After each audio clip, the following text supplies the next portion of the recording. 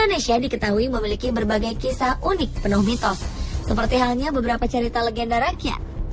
Dari beberapa cerita yang beredar, di Indonesia tersebar beberapa batu yang memiliki kisah dan mitos sendiri. Yang paling terkenal tentu saja kisah mengenai sebuah batu yang menyerupai manusia tertelungkup di tanah di pantai air manis, Padang, Sumatera Barat. Menurut masyarakat sekitar, diyakini batu ini sebagai malin kundang yang telah dikutuk oleh ibunya untuk menjadi batu karena bersikap durhaka.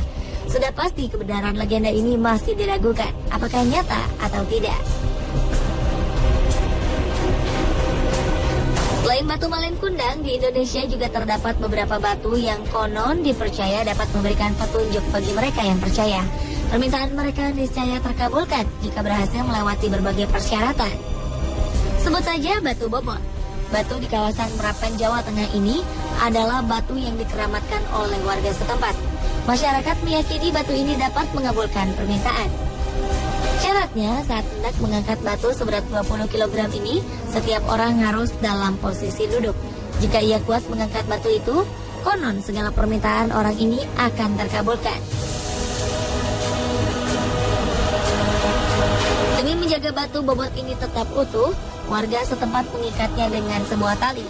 Ya, ini dilakukan karena dahulu batu ini telah pecah.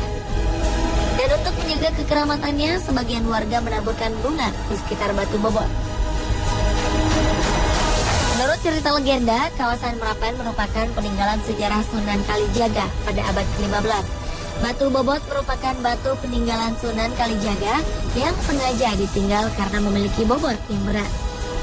Pada dasarnya, batu bobot adalah sebuah batu biasa dengan keunikan tampilan dan bobot yang cukup berat. Dan batu ini dipercaya sebagian orang dapat mengabulkan semua permintaan.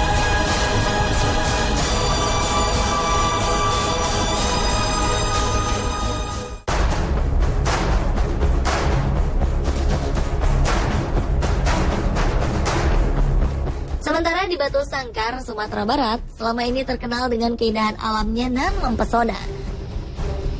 Selain itu, ternyata ada juga satu ciri khas negeri di ranah Minang ini, yaitu batu angke-angke, yaitu batu istimewa yang konon kerap berubah-ubah beratnya. Batu angke-angke ini berada di sebuah rumah gadang keturunan Datua Bandarokayo di Nagari Tanjuang, Kecamatan Sunggayang, Kabupaten Tanah Datar, Batu Sangkar.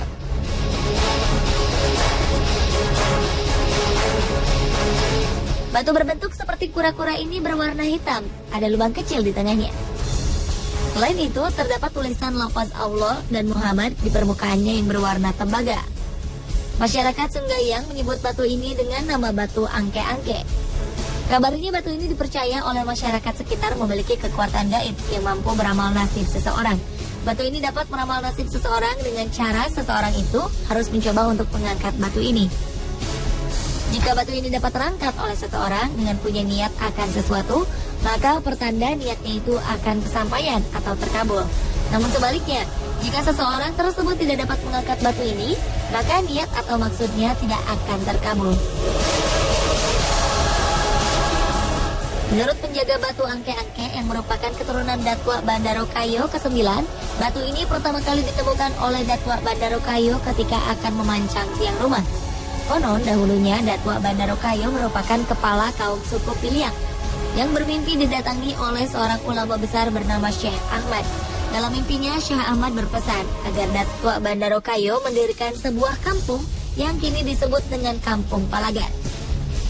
Keanehan terjadi ketika Datua Bandarokayo mulai memancangkan tonggak pertama. Ketika itu terjadi gempa lokal, disusul dengan hujan panas selama 14 hari 14 malam. Dengan terjadinya peristiwa ini, masyarakat mengadakan musyawarah. Pada saat musyawarah berlangsung, terdengar suara aneh dari lubang tempat Datua Bandarokayo memancangkan tonggak pertama, yang memberitahukan bahwa di dalam lubang tersebut ada sebuah batu. Suara gaib ini berpesan agar batu ini dijaga baik-baik oleh penemunya. Datua Bandarokayo memberikan nama batu ini dengan sebutan Batu Pandapatan. Sejak itulah, keunikan batu ini menjadi perbincangan.